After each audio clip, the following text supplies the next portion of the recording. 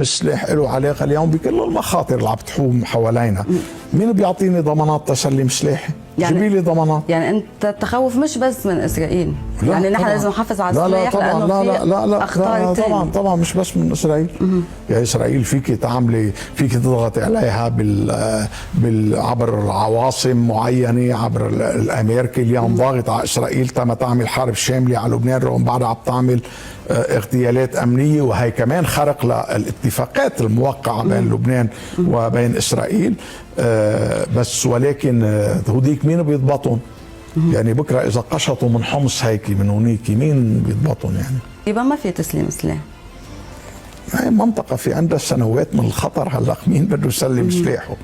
هي مين مضطر؟ مين بيسلم سلاحه اصلا يعني؟ بحال لم يتم تسليم هذا السلاح نحن سنعود للحرب. إذا ترامب مش عم يعطيها غطى بموضوع غزة، رح يعطيها غطى بموضوع لبنان. أنا بشك بهذا الكلام، تهويل أكثر من حقيقة.